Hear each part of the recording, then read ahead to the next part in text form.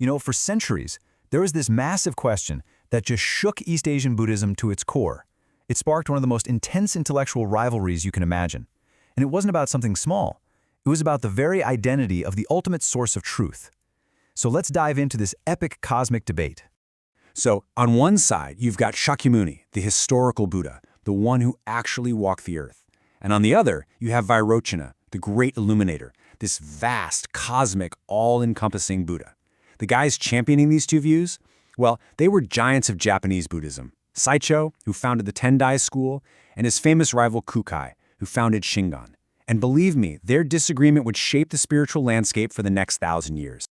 All right, so here's the big mystery we're going to dig into today. Who really is the original Buddha? Is it the historical teacher, Śākyamuni, who was later seen as this eternal being? Or is it the cosmic Vairocana, the source from which everything flows? To figure this out, we've got to put on our detective hats and follow the clues right through the scriptures themselves. Okay, so this slide breaks it down perfectly. You've got two positions that just cannot exist together. The Tendai school says, look, Śākyamuni is the original, the eternal one, and Vairocana is just another name for him, like a title. But then the Shingon school comes along and says, nope, Mahāvairocana is the real ultimate source, and that historical Śākyamuni guy, he was just a physical projection, kind of like a hologram sent down to teach us. I mean, think about it. One can't be a name for the other, while the other is also a manifestation of the first. They can't both be right.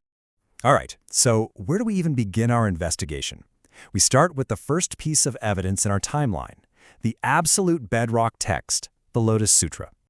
So, the Lotus Sutra, which popped up sometime between the 1st century BCE and the 2nd century CE, dropped an absolute bombshell. In its 16th chapter, Śākyamuni reveals that he didn't just get enlightened under some tree in India. Oh no! Turns out, he actually did that countless eons ago and has been teaching ever since. This was a radical idea, and it established the concept of an eternal Śākyamuni. Now, to really get a grip on just how eternal we're talking, you need to understand this concept of the three Buddha bodies. You've got the Dharmakāya, which is the body of ultimate truth itself, the Sambhogakāya, the body of wisdom and bliss, and the Nirmanakāya, which is the physical body that shows up in the world. And here's the crucial part. In this early teaching, the eternal Śākyamuni is all three. He's the complete package, the whole shebang. And here is the kicker, maybe the biggest clue from this whole early period. In the very scripture that introduces this idea of an eternal, all-powerful Buddha, the name Vairocana, it's nowhere to be found, not once. The original eternal Buddha is called Śākyamuni, period. So, for a couple hundred years, everything seems pretty settled. But then, the plot thickens. A new name enters the scene, and the story starts to get a lot more complicated. So after the Lotus Sutra, a few hundred years go by, and bam, the Avatamsaka Sutra shows up. And this is where Vairocana makes his grand entrance. Then, a little later in the 5th century, another text appears, the Samantabhadra Meditation Sutra, which looks like it's going to clear everything up once and for all. But here's the interesting part. When Vairocana first pops up in the Avatamsaka Sutra, he's not presented as some kind of superior Buddha. In fact, the text just kind of flips between the names Śākyamuni and Vairocana like they're the same thing. This really suggests that the early thinking wasn't about a hierarchy at all, but just two different names for the same ultimate reality. And then we get this. This is like the smoking gun from the 5th century. The Samantabhadra Meditation Sutra, which is basically an epilogue to the Lotus Sutra, just says it, plain as day. Śākyamuni is called Vairocana.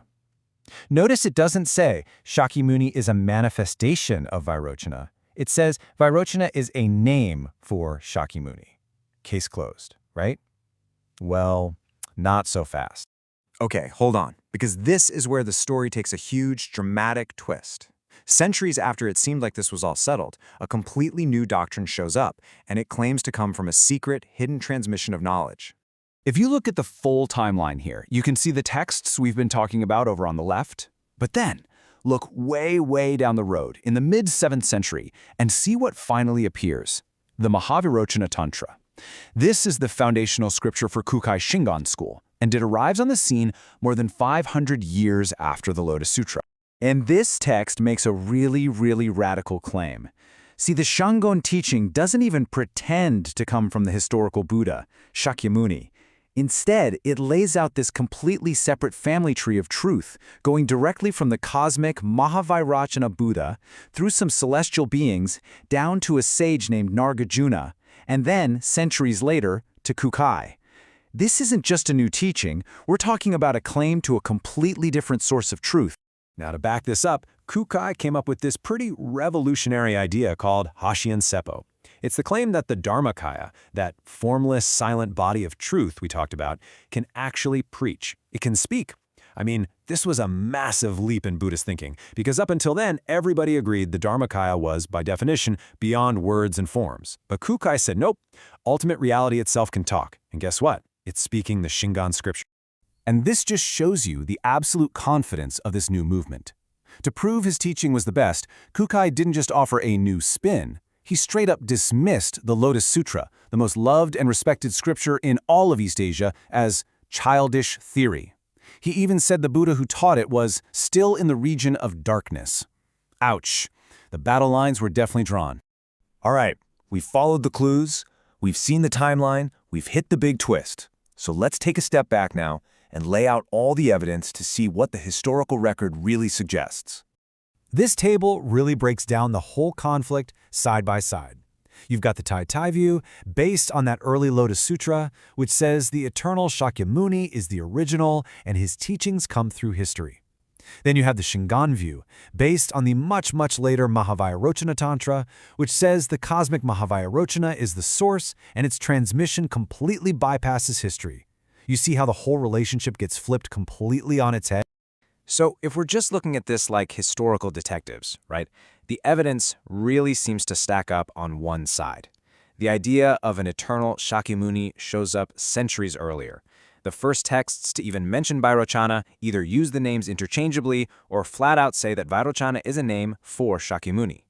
The Shingon view, on the other hand, is a much later development that asks you to believe in a whole new, non-historical lineage and to basically ignore what the earlier scriptures clearly say. Okay, so you might be wondering, this is a cool history lesson, but why should I care about some 1,200-year-old argument between monks? What does it have to do with anything today? Well, because it's about way more than just a couple of ancient names. This whole debate gets at one of the most fundamental questions for any religion anywhere. Where does ultimate truth actually come from? Who or what is the real source of spiritual authority? And it really boils down to two competing ideas. Is authority rooted in historical revelation, a chain of teaching passed down from a real person, a teacher who lived and breathed and walked in our world? Or can authority come from an ahistorical revelation, a direct download from some timeless cosmic reality that can just show up and say, hey, everything you thought before, that was just the warm-up act? And that leaves us with the big question that's really at the heart of this whole debate. Does ultimate truth need to be grounded in the soil of human history to be legit? Or can it just break through from a reality entirely beyond time, offering a new and supposedly higher path? That's the question this ancient conflict leaves for all of us to think about.